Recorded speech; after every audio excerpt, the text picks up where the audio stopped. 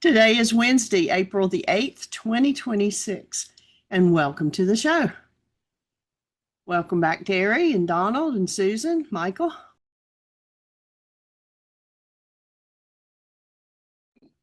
Thank you, sweetheart. I was waiting for Susan to kick in and do that opening. She did it so beautifully yesterday. Right, young lady? What are you talking about, Michael? I was waiting for you to start with, welcome, yeah. everybody. We're so delighted. But you didn't do it. Thank you, dear heart. Welcome, everybody. Honored and delighted. There you go. That's it. You did that better than I do. Well, got it down. It's pretty well memorized. Cool. Well, welcome. How did everything we do yesterday fit in? Or how is it fitting in? Good. I enjoyed that conversation yesterday. It was, for me, it was great. Thank you so much. Yeah, it's going to form. It's going to form. I'm actually getting ready to download the audio track of it and integrate it into. It's all Greek to me. I'm excited about the way that book's coming together. It's going to be a blockbuster. So, well, good morning, everybody. Terry, glad you made it today. You've got a day off, I understand. So glad you're here to say hello. Anything exciting to report and to share? Anything you need support with? No, I'm driving right now, so I just need to focus on the driving, but I'll be done here in about 20 or 30 minutes. So okay, be safe. Yeah. Cool.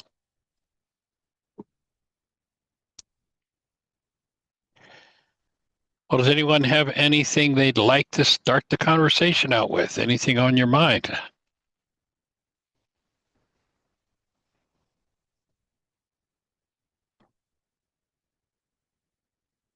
Well, I'm going to jump in then on a piece that I've been working on, and this is kind of one of the pieces I'm excited about, how the book is coming together. And so this is one of the opening chapters in the book. It's entitled Hidden in Plain Parable. So unless somebody's got something to share, I'm going to just run through some of this just to kind of hear how the ideas land and see how it fits and see if anyone's got any feedback. So the chapter title is Hidden in Plain Parable. The world has got it backward. To those who have, more will be given. To those who have not, even that which they have will be taken away. This has been read as favoritism, as exclusion, even as injustice. In truth, it just describes the law of capacity. You can only receive that which you have the capacity to give. That sounds backward. Of course, you've got to have it before you give it. No, that's not true energetically. What you're able to extend, embody, and live becomes a measure of what you can receive. What is not yet developed within you cannot be held, cannot be sustained, and will pass through your hands as though it was never there. Reversed, we're taught to seek, to acquire, to accumulate, without first becoming the space capable of holding what has been received.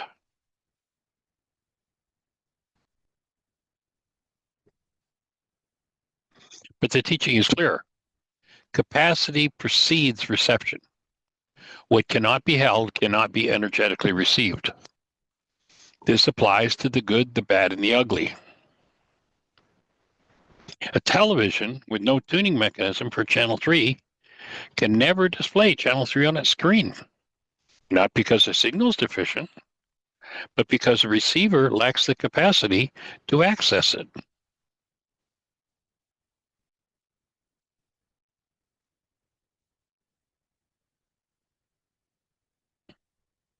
Excuse me, I'm just doing a little edit as we go here. The broadcast obviously is present, But so the limitation is not in the transmission, but in the ability of the television to receive. So it is with truth, healing, abundance, relationship. When the inner mechanism is developed and all interference is forgiven, when the unconscious is brought into alignment and all interference is forgiven, removed, what has always been energetically available begins to appear in form.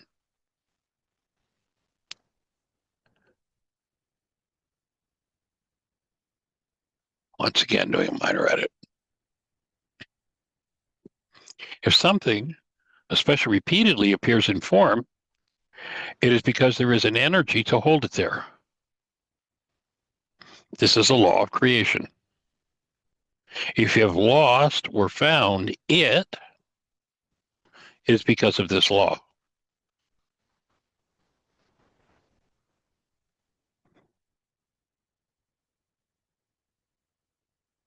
And remember that the word law in Aramaic is not the rule of a superior, but simply a description of the way the world works.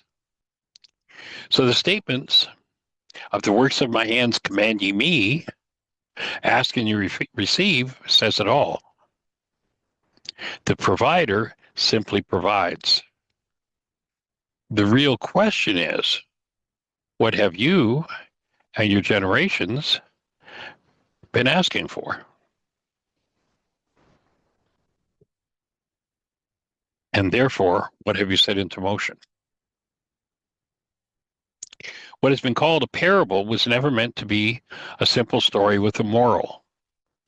In its original Aramaic sense, it carries the idea of a parallel meaning, a living communication moving alongside the surface narrative, a deeper current moving beneath the surface story. One layer speaks to the conscious mind, the other moves beneath it, carrying something deeper, something alive, something transformative. This deeper current carries that which carbon-based memory cannot serve up because the unconscious, shaped by generational patterns, is conflicted, misaligned, and filled with what the ancients called sin, error, or off-the-mark content that was, when resonated into activity, skews perception, drives distortion, and until membership in the one world universal religion of blame is relinquished and healing is chosen, inevitably leads to conflict. Good. You guys have a great day. I would.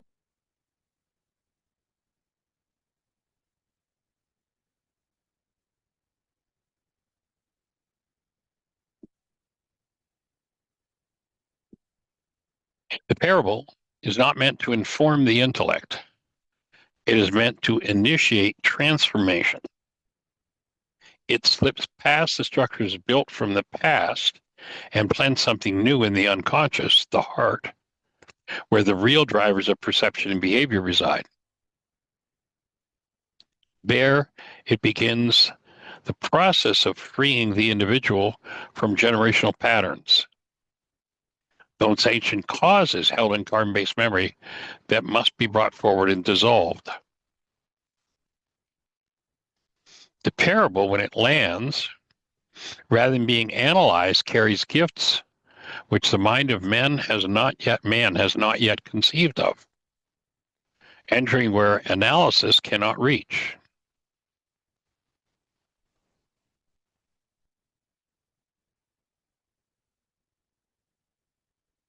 Initiating and carrying forward the work of correction at depth. Most people remain at the surface of the parable, attempting to explain it through carbon-based memory rather than allowing it to enter and ignite the deeper work. The result there is stagnation. Partial insight without transformation. The story is perhaps understood, but the life remains unchanged. There are layers that block access to the deeper meaning. The parables were not explained to the masses. They were given as seeds, not conclusions. To you, it has been given to know, Yeshua said. But to them, I speak in parables.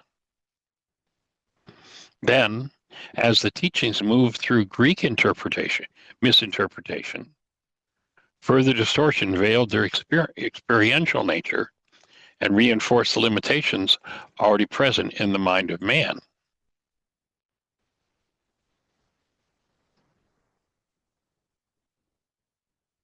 This is where the narrow gate becomes real. Without the capacity, without the eyes to see and the ears to hear, the deeper meaning cannot land, cannot nest, cannot grow.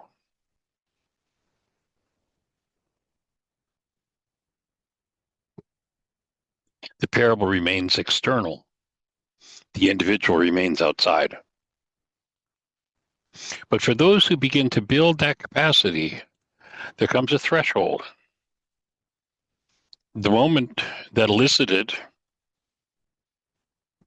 in ancient times, quote, "This is a hard saying, who can hear it?" When Yeshua gave instructions. Because beyond that point, teaching is no longer story, it becomes instruction. Now begins the real work, becoming free, forgiving, removing from oneself whatever is misaligned, processing out what has been hidden in the unconscious. For at least that moment, becoming free.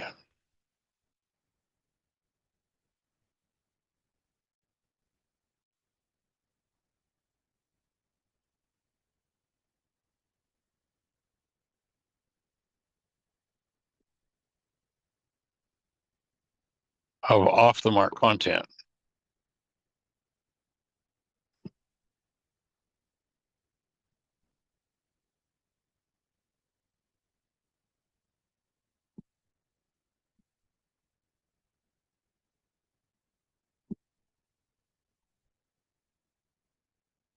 Once again, let me go back and do that. My page just jumped.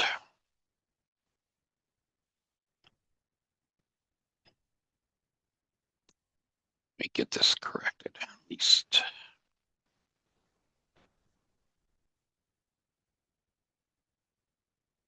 So processing out what has been hidden in the unconscious, then for at least that moment, becoming free of quote unquote sin, off the mark content, and thus capable of functioning as the high priest within one's own being. This is the movement into the quote unquote holy of holies within. A state of listening so deep that the breath, Ruka can instruct, guide, and restore. This is the uplink, the reconnection that transforms everything. This process requires profound patience. Even after years of exposure to truth, the tendency of the human mind, in Aramaic, the Gabra, the voice of man, rises to assert itself. One may approach the threshold many times, only to be pulled back into old patterns. And the work continues again and again. In this sense, the old generation must die, not as a physical event, but as the scriptures call it, a wasting out. It is the removal of the old way of being, the war mentality, the egoic mind rooted in fear and resistance.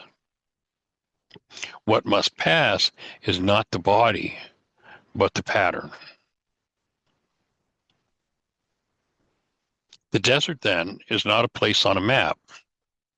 It is the inner terrain, the unconscious, shaped by unresolved generational content where rage, fear, hostility, and division remain active beneath awareness. To transform this desert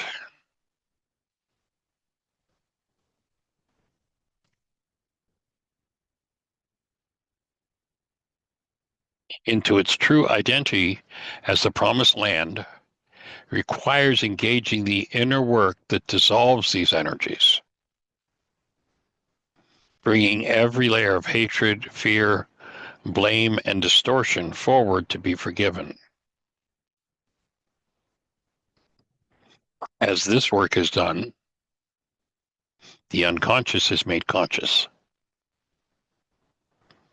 As Carl Jung observed, until the unconscious becomes conscious, it will direct your life, and you will call it fate. This is not philosophy. This is instruction.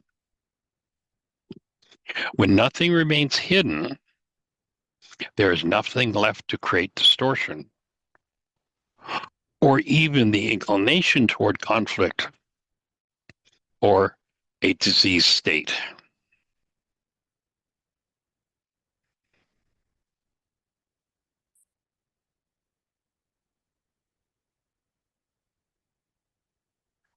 Page jumped again.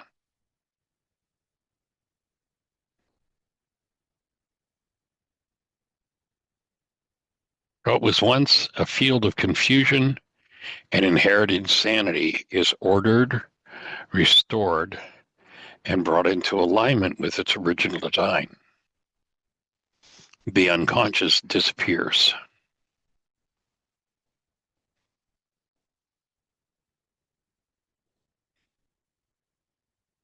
Back to the nothingness from which it came. The terrain of the mind itself is transformed.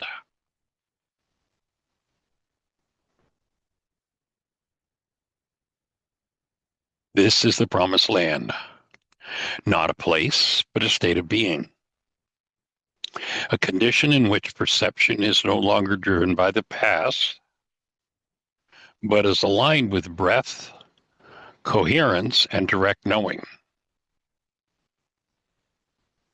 The parable fulfills its purpose only when there is a place for it to land.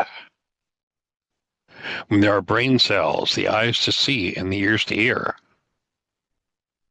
Otherwise, the deeper current is missed, and the individual remains within the drone of unresolved generational patterns.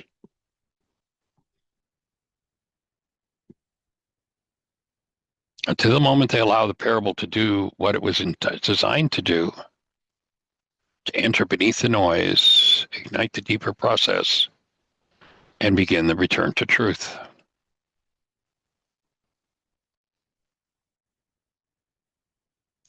Are you ready to do the work?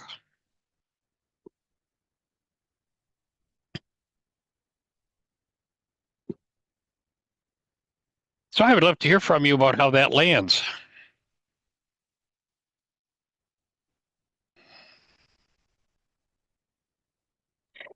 Michael, I'm wanting to hear again a repeat of the Carl Jung quote. Yes, until the unconscious becomes conscious, it will direct our lives, and we will call it fate. Okay, thank you. I wanted to get the words exactly right. I had the beginning part, but Yep. it will direct our lives and we will call it fate. fate. Yep. Thank you. Thank you. So powerful. Yeah. Yeah, that was very good. I'm sitting here. I have a pinched sciatic nerve. Ouch. Ouch, and a lot of sharpshooting pain. And I'm sitting here in a doctor's office, and I'm quite. I'm letting your voice help me relax and just breathe, and just breathe through this whole process and hope and pray. So I'm holding the space for when this pain decides to move on. And yeah, I've been Do doing you some think the pain has a will of its own that it can move on? Well, I Or do you know think somebody who maybe is holding something might have some work to do in I've order been to doing, loosen? yes, sir. I've been doing work around anger. I've been doing work around anything, when pain shows up, I get a lot of worksheet assignments. And so I've been doing that, and I probably have more to do this afternoon. And they're calling me right now. So I'm going to do whatever I need to do to accept help. We'll hold the space that your treatment is absolutely perfect for you, opens the space, reveals what you need to let go of. You're able to breathe and just walk out of there free of it Thank you. Thank you. with the whole beautiful lesson in mind. I love it. Thank Awesome. you so much. All Bye for right. now. Take care. Blessings. Bye-bye. I'll be right with you, okay? Okay, Adam.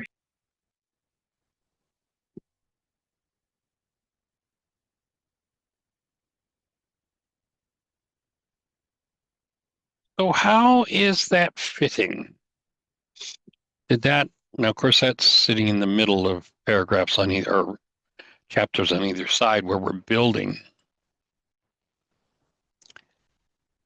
But did that Michael, resonate anybody? Go for it. I missed the major middle chunk because of a phone call. So you said you'd send it, and is that what you're going to send? Because I would love to read I it. will. Yes. Yeah.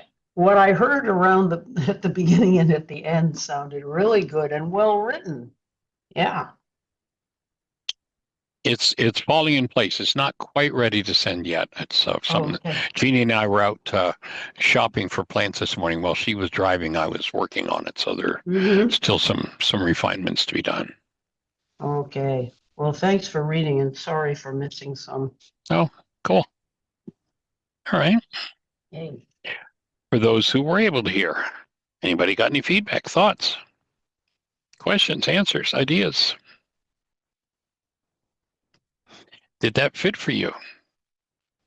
And I don't know just how Susan, but we've got you in here twice. Weird. Yeah, it is. I'm only on in once, as far as I know. Well, you're showing up with. Did you have a computer on earlier? No. Earlier I did, but on Tim Hayes's, which is a totally different address. Strange, because your name is showing up a second time, but there's no microphone and no video icon there, like the Is the little boat icon there? Twice? Nothing. Oh, weird. Okay. Yeah, strange. You may be maybe you didn't hang she's up on mine with the boat icon, and she's only in there once. Oh well, I've got her twice. All right. Oh, you're a lucky man. Okay. Yeah, there I am. How blessed can I be? All right, I'm going to mute again. Okay, thank you. So as a idea of understanding parables and looking at the true function of the unconscious, does that fit for everybody? Does that make sense? And of course, it ties into where we were going previously when we were talking about regulatory speech. And that one of the ways to tell what's going on in the unconscious, and my offering is that human beings are not designed to have an unconscious mind. My take is that if we're in our true normal state, we are able to look at and bring anything out of the subconscious that we want at any moment. That there's nothing hidden. You go back to scriptures, talk about nothing will remain hidden. Everything will be made known in the light of day. It's either going to be made known in the light of day as awareness in your mind consciously, or it's going to play out in your world. Remember the ancient scriptures talk about take care of the heart, for out of it are the issues in life. So one way or the other, it's going to show up. If we live in denial, dissociation, holding our breath, then we lock disease energy into tissue. And the energy we were locked in, we now create an unconscious mind. And now out of that comes the next issue. So, if I'm in, and that's why paying attention to speech is so important. If I'm in the space of, I don't ever want this to happen to me again, and I'm not willing to breathe into and deal with whatever this is, then I just sent out an energy to all the world. The creative wave now carries an energy that says, hey, everybody out there, is anybody close enough to Dodge here that knows how to do this to me again? And somebody's going to show up. That's the unfortunate part of having an unconscious mind. And whatever the dis-ease energy is going to create distortions on a physiological level in the cell. When I go in and clean up the unconscious, and that's one of the ideas. You look at Yeshua, and he talks about, the passage I spoke of there. He talks about, to them, I give them parables. I don't give them the straight dope on anything because they're not ready to hear it. They'll take off my head if I give them the straight dope. There's so much rage and pain and trauma in them that I'll be playing their John the Baptist and I'll be done. But then he turns to the inner circle, the disciples, and says, to you it is given to know the truth. I'm not playing. I'm not doing. I'm here, in effect, he says, to show you your unconscious. That which keeps coming and creating your diseases or biting you in the butt from behind, and you wonder where it came from. Why? There's a book about that, actually. Why is this happening to me again? Or some people say it's, why are they doing this to me again? Or some people title the book, why am I doing this to myself again? If it's here again, there's a reason. You're a creator. If you don't know how you created this, then get to work and start cleaning up your unconscious. Every tool, the parable is meant to be a tool. Now, in Aramaic, the word, it means parallel meaning. So there's a surface mind meaning and a deeper meaning.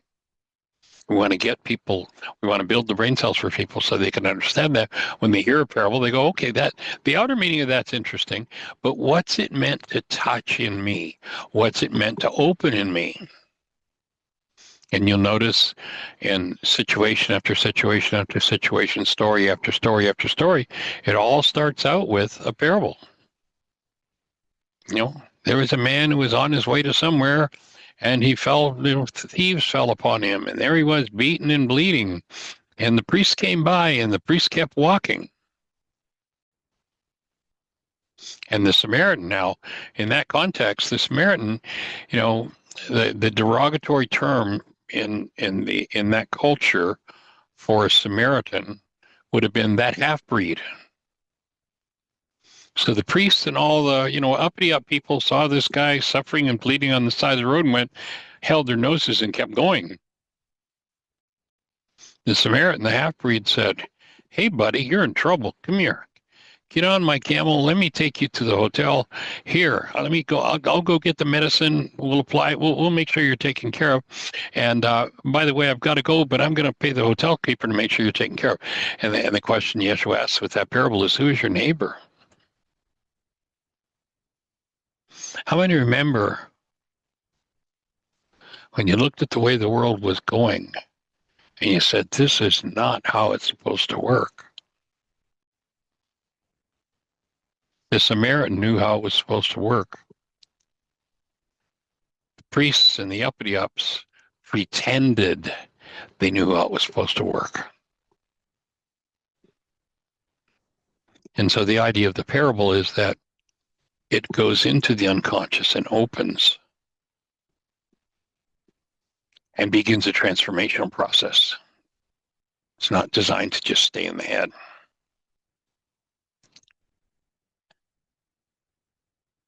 So does that fit?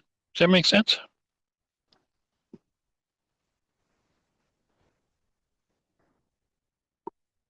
Thoughts, questions, answers, ideas?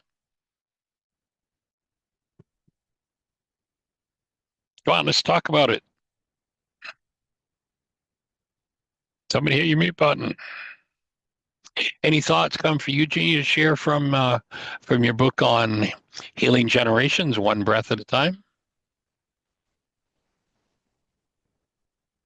No, Sally wrote in the chat room, it fits and makes sense. Thankful for love's presence. Joining you in that appreciation, Sally. Michael. Terry. Okay. How you doing, buddy? Thanks for being on. I'm rocking. And as you and I have talked, I've had this layer of grief come up has been suppressed for 40 years. It's been kind of very interesting, to say the least. Right. So just wanted to state that, and I'm still going through that process. But this concept and this discussion is very on track for me. Looking at the unconscious, obviously it was in my unconscious somewhere in the, or maybe that's not the right word. It was in there somewhere, locked in cellularly. I think it was more, maybe even there's a distinction between the unconscious and the cellular. It's all one system. I don't know. Trying to figure all that out just makes it more convoluted. Well, you know, we talk about building brain cells, and every cell in this structure, my take is designed to store information. That makes every cell a brain cell. Yeah. And there are 3 levels of the functioning of the firing of information in the cells. One of them is what I'm conscious of at the moment. So we call that the conscious mind. So if I say to you, don't think about the color of your car because of resonance, my question, my voice putting out a frequency, going through this phone, reaching all the way to your phone, little piece of plastic vibrates and sets up a frequency that matches what my voice put out, hits a drum in your ear, creates an electrical current, and your brain cells fire and you become conscious of something about the color of your car. Now it might be, you know, your car is blue, so your mind goes blue, or if you happen to be in the resistance mode, well, I'm not going to think about it. Okay, well, so not to think about it is for what? What were you not thinking about? That's what had to fire. So in that, there's an example of conscious and subconscious changing places. Then if I said, so Terry, what's at the very core of this issue where there's so much grief? And notice that as I ask that question, you probably hold your breath. Now, that would be information that's at the unconscious level. And my offering is that we're not designed to have a veil in this stuff. We're not designed to have a barrier. We're not designed to have an unconscious mind. If I've got something that's causing me pain and trauma, unless I'm come from a long line of, many generations and of suppression and holding the breath, dissociation, then when I ask myself the question, what's at the root of this? It would fire, and just as easily as the color of my car, that material would become conscious. So the thing that creates this artificial condition called the unconscious, they said the veil of the temple must be rent in twain. The veil of the temple is not a purple curtain in a church. It's a barrier between the subconscious and the unconscious, and it's built by holding the breath. It's broken down by restoring the breath. The unconscious becomes conscious. Does that make sense of your questioning about the conscious, subconscious, unconscious? Well, it's helping, and it's also bringing up some recall, because this is something that you have talked about at length over and over and over the years that I've been with you, and I see that whenever something is repeated, it's for a good reason. It's because there's resistance and then I get confusion, and then I get start making up stories about it, and then all that stuff goes on. And like I was lost in the thoughts on the conscious and the unconscious, and was not even opening a file up on the subconscious. So now Right. I'm stopped, and I'm writing, and I'm diagramming and processing, and so the subconscious, then the unconscious, and the conscious, in that order, correct? Yeah, conscious and subconscious are continuously changing places. And then the Unconscious is unconscious what's is, there that we don't have access to. We can try to access it, but we don't. And that's literally what all of the tools are about, is to open that access. so what's the veil? The veil is the barrier that we put over it. It's a barrier that's built by the breath. Holding the breath shuts down the movement of information and forces that information to remain and become unconscious repeatedly over generations, breath held, and that's the information that becomes difficult to access. It's like, well, why can't I remember this? I know it happened, but I can't remember it. It's because it has been locked down by the breath, and that's why the still point process is so important. Because when the breath is held, the holding of the breath is literally resistance. In Aramaic, resistance is Satan. And So, whatever we've held the breath on and shut down, maybe for 100 generations, there's a tremendous amount of resistance in it. And until the breath becomes fully free flowing, and or as happens in the still point process, you get the energy moving so that the energy of the breath moving becomes more of a force than the quantity of resistance that's stopping it. When that happens, that's when the veil opens. And that's when that unconscious material, now I remember. Oh, there it is. Now I have recall. My unconscious is now available to my conscious mind. okay, wow. I was like, all right, this is good. So Absolutely. I drew a little picture of I wrote subconscious, and then I wrote unconscious and conscious in the ascending order. And then I drew a line circle around the unconscious. So that was like the veil that I've wrapped around it, which is like a cell wall holding that, Right. theoretically, like, just imagine parable, whatever.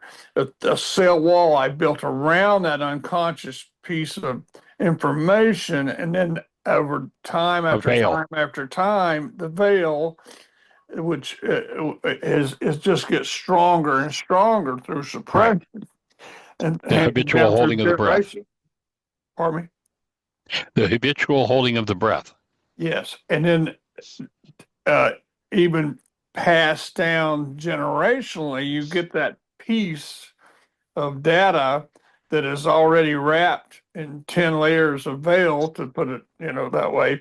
And so now either um, I process through that and start to unwrap the veils, or I add more to it and pass it on. Is that kind of a I would see that as accurate. And when holy we shit? talk about, Yeah, that's go ahead. good. Yeah, no, that's that.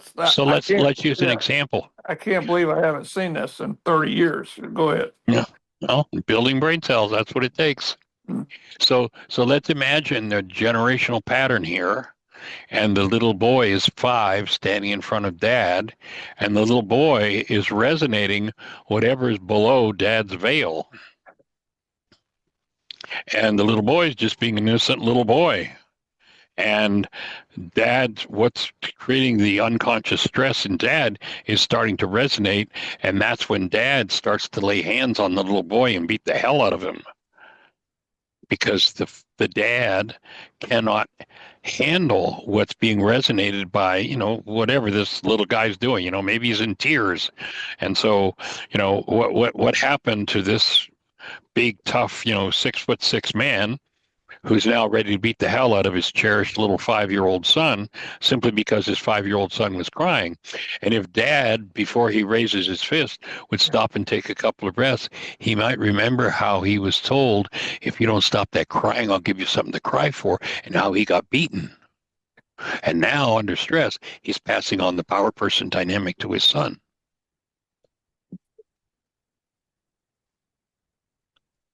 Are you breathing on that? Yeah, I'm breathing. So breathing with you. And with the little boy, all the little boy wanted with the tears, the only message he was sending is, I just want you to hold me and cherish me. I need protection. I need support. I need you to cherish me. Dad, I need you to function like a human being here.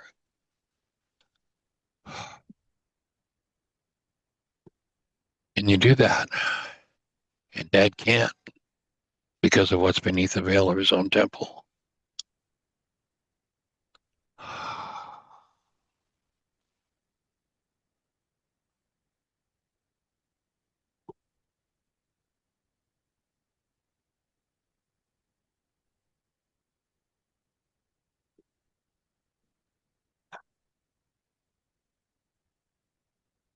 So let's give me another piece to anchor this a little deeper, so and get back Okay. circle back around to one of the pieces that I heard in your workshop many times. Thank God I've been to so many because I don't know anything, and it's just coming together slowly. The the parable about changing the tire and where it lies in the mind. So the tire data, you learn how first you learn how to change a tire. Once you change the tires and you have that information, it doesn't need to be hanging in the conscience, so it goes to the subconscious. Right. And And if I then, work in the tire shop and I have taught 20 different guys to change tires, I can now carry on a full-blown, high-level intellectual conversation with somebody when my body doesn't even think. It's in regulatory speech, and I just yeah, change a tire without even a thought. yes, it I may has not even know what nothing. I'm doing. I may have totally forgotten that I'm changing a tire. That's on automatic pilot. I'm having this wonderful conversation with somebody. So the tire That's changing analogy has nothing to do with the unconscious. except that, well, it's in regulatory speech. At that point, it's in regulatory speech, and I can make it conscious. It's not that it's hidden. I can make it conscious, but I don't have to. I have the automatic speech system, regulatory speech, that takes care of this. And once I set that automatic pilot on, it just carries itself out. Wait a It's minute, not wait that a it's minute, wait a minute, wait a minute. okay. You pulled in regulatory speech and that threw me off. Yes. Okay. So if I've only changed the tire once, Mhm. then probably, when I pull over to the side road and I need to change this tire, I'm going to have to stop and think about, okay, I need the lug nut, I need a wrench, I need to do, let me see, I need to put these lug nuts where I know where they're going to be. And I that's need to jack regulatory the car speech. up. So, well, the first time I do it, what am I doing? Well, I don't even know anything about it. What somebody out there, usually regulatory speech starts as external. Dad was there and said, "Oh, darn, we got a flat tire. We need to fix it." Little kid, now the kid's 14, developing some muscles and likes cars. He says, I'll do it, Dad. Okay, go ahead. Well, I don't know how. Would you instruct me? So Dad says, oh, so here's what we do. The first thing, we jack the car up. Well, no, son, you don't put the jack over there. We need to get this tire up off the ground, not the one on that side. So you bring the jack over here, and then you see how it inserts. You see this little bar in here? That tip on the jack goes into that bar, and now you take the handle and you start pumping on it. So that's how you jack the car up. And then, so what do I do now, Dad? Oh, the lug nuts are all tight. I've jacked the car up and I tried to loosen the lug nuts and the tire just turns. Oh, you got to you got to let the car down again until there's weight on the tire. And now you loosen the lug nuts, then you jack it up again. Now that the lug nuts are loose, you can take them off. You can take the tire off. You put the other tire back on. Okay, Dad, I got it. And starts to let the No, son, first of all, you have to put the lug nuts back on, just finger tight because you're not going to be able to tighten them because the wheel's off the ground. So Dad walks him through the whole procedure, and he's starting to build that into his speech system. Now, he might hear that 2 or 3 times from Dad or from somebody else. And then one day he's out on the highway himself, cancels the thought, and has a flat tire and goes, oh, flat tire. Let's see. I'll get the jack out. I need the lug nut wrench. I need to loosen the lug nuts first. So now he's actually speaking what he's going to do out loud to himself. He's walking himself through the whole process. Okay, so the lug nuts are all loose. Now I'm going to jack the car up. I'm going to finish taking the lug nuts off, take the tire off, put the tire back on or the wheel back on. And then before I put it down, I have to put the lug nuts back on. I'll just put them on finger tight and I'll tighten them a little bit with the wrench and then let the jack down. Then I'll finish tightening them. Oh yeah, I remember Dad said I need to tighten them evenly. I need to do this one over and this side. Then I don't do the one next to it. What he said is you go to the opposite side and I tighten it a little bit, and then I go. So now cross pattern. I've tightened 4 of the bolts, and now I'm going to tighten the other. I've snugged them, and now that they're all snug, so I know the tire's on evenly. Now I can tighten them. So he says all of that to himself, perhaps out loud. So he's moving from external speech to self-speech. Now, the next time, cancel all these flat tires, but the next time he has a flat tire and he's got a buddy with him, he feels kind of silly if he talks himself through it. So what does he do? He still talks himself through it, but he says it to himself. Get the jack out. Let's see, lug nuts first, jack in there. But he's doing this to himself silently. If that's experienced to reduce his stress, that will go into regulatory speech. Now, again, he can carry on the full high-level conversation with one of his buddies. He doesn't even think about anything about what he's doing. It's on automatic pilot. It's not unconscious. He could go in at any point and go, oh, this is the step I'm at and I want to do that. But he's turned it over to regulatory speech. And that's how behavior happens. Wait a minute. What do you mean? Back up just to 2 clicks. He's turned it over to regulatory speech. Expand that. Right. So he's done it enough. He's heard the external speech. He got the instructions. He gave the instructions to himself. Maybe he's done this 2 or 3 times, whatever the behavior is. It doesn't. We can let go of this whole idea of flat tires. None of us need that. But Okay. so whatever the behavior is, he now walks himself through it by speaking it to himself out loud.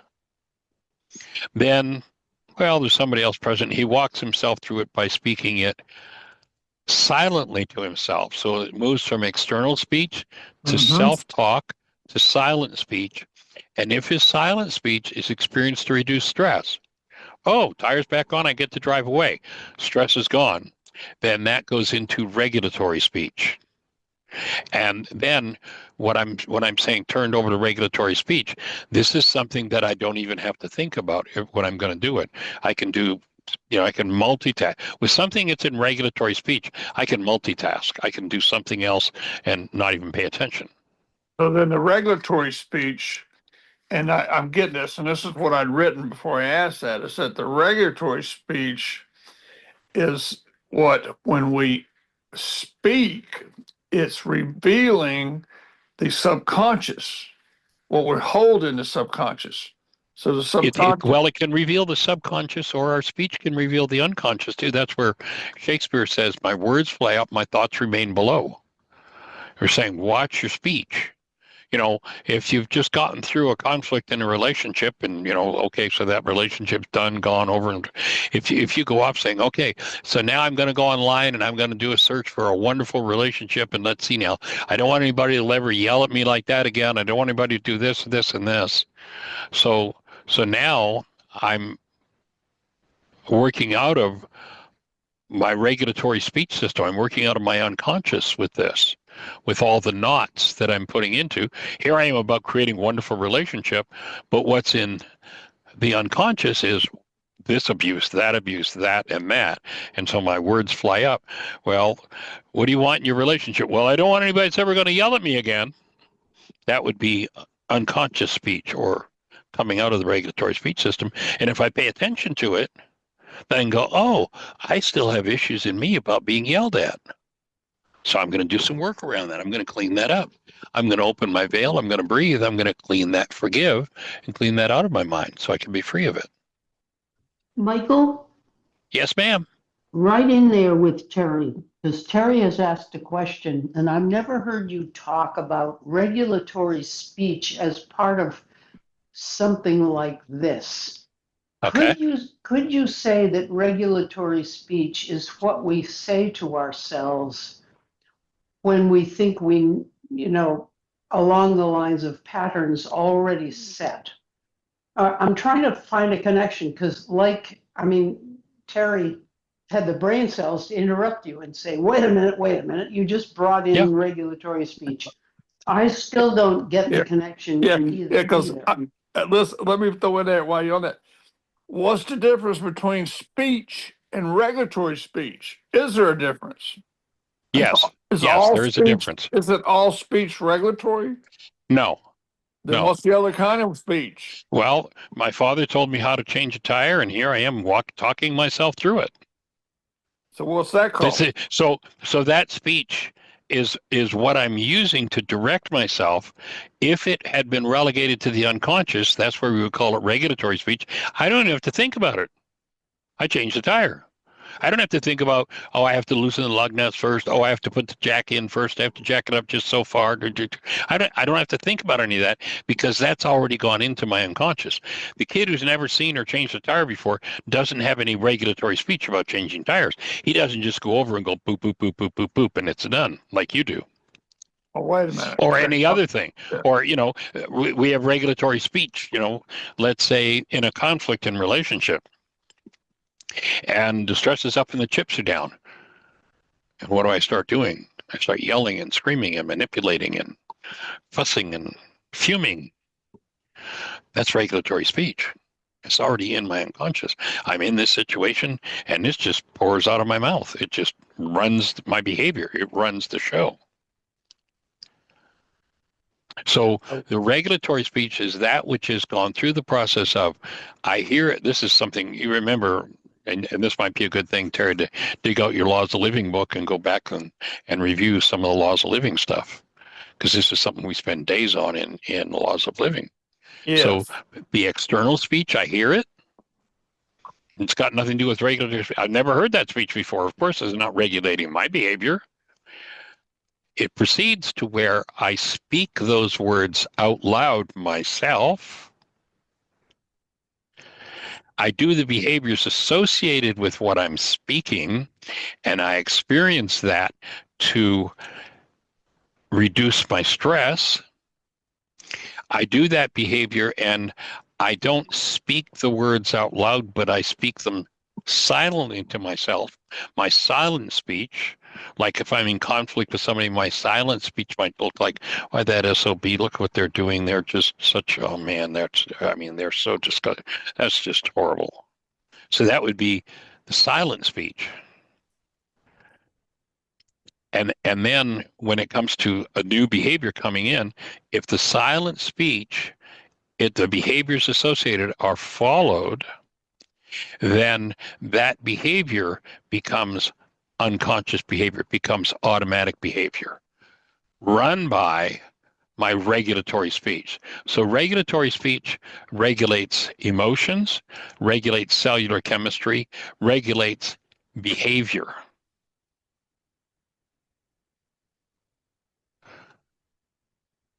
If it's not regulatory speech and somebody's, like, say, giving me a hard time, I might be sitting there thinking, well, let's see, should I yell? Should I just take a breath and gently listen to them, embrace them? What are those three things you just said? Emotions?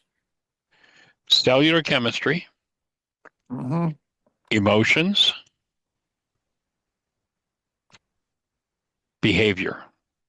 Behavior. And even further, it impacts blood flow, all sorts of things on a physiological level. Physiological. Wow. So I think I need to revisit all this in the Laws of Living for sure. Yeah, that would be helpful. Physio. And if I find myself doing a behavior with no thought whatsoever, and I say to myself, well, man, I want to get rid of that behavior. I never want to do that again. Then I want to start using the tools to dig into what's this unconscious speech in me that's running my behavior. I wasn't even aware that was there. They gave me the look and I went, boom, I exploded. Yeah. So now I know that's in there. My speech followed a pattern, and now that's where I've now got a clue. My words flew up. I recognize my thoughts remain below. I have no control over them. I better start digging into that unconscious and clean it up.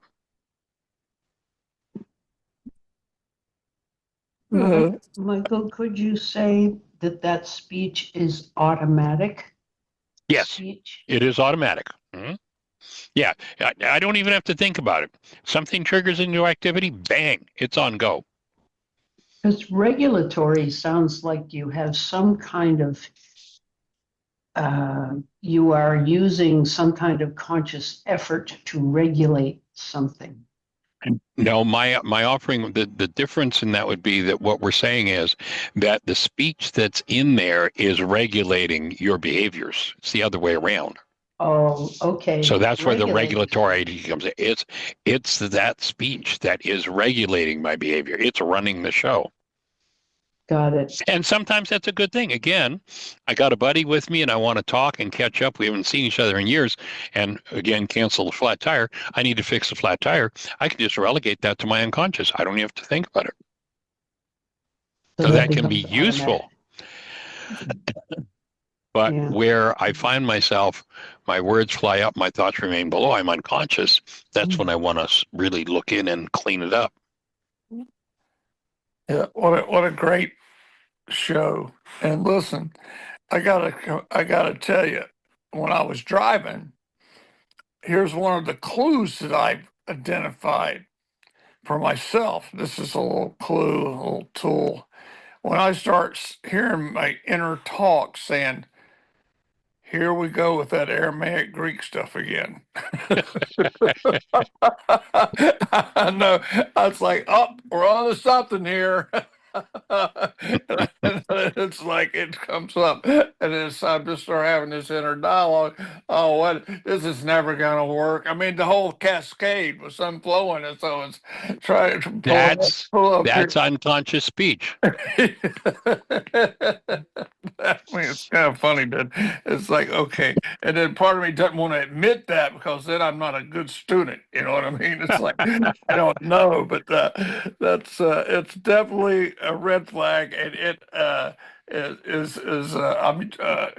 I've converted it somewhat to, or let's just say I've converted it completely to a beneficial tool, which just is a signal that there's some stuff that I'm denying or rearranging or manipulating within my mind. And then I don't want to hear it, especially since I've been going through this other painful stuff. Because my tendency is I want to feel better all the time. I don't want to feel bad. I don't want to feel any bad stuff. I certainly don't want to feel a dagger in my brain cancel that thought or any of that other emotional stuff that comes up. And if I keep listening to this guy, it's going to happen again. Yeah. I'd suggest some worksheets around this dagger in the brain. Where does that speech come from? I don't know, but it's from that's the only descriptor I've got for that grief pain, and it's just so painful. It's like right in the center third eye place where it's just. And so maybe I don't know, buddy. I'm not going to really try to analyze it. It just comes up, and then that's what came up. Might be a good worksheet to do. My words fly up, my thoughts remain below. Yeah. You know, my words, any words I use or speak come from somewhere. And most people, when they start their first, you invite them to start looking at their regulatory speech. Or, oh, I didn't mean that. That's not what I meant. It's like, excuse me, that's what you said. That's a frequency that represents something in your brain cells, bud. Pay attention to it. And if it's something you want to be done with, then you better do the work of being done with it and stop pretending that it's meaningless. Exactly. And it's been, I've been watching a lot of the knights and, you know, the wars between the kings and the knights and all. They used daggers and swords, and it was through the brain, you know. So I don't know if that's a connection there. It may be, but some type of lineage there. And that, you know, my mom traced it back to 1066, where we got our name because Tristan was such a good servant of the king and slaughtered so many people that he was given a village. And that's where the bowling name came from 1,000 years ago. You know? Would that be a good piece of genetics to get rid of? Yeah. And replace it with so good that just brought healing to the whole world.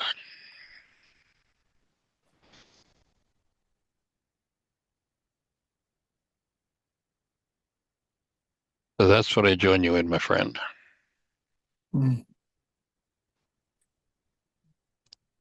So empowered and so powerful at it then. just delivered healing to the whole world.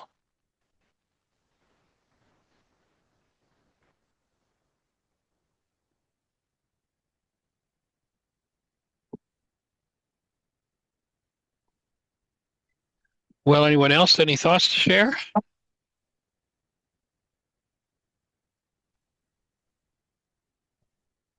All right. Well, thank you all for joining us. Holding you in a blessing. Thanks. Great input, Terry. Thank you.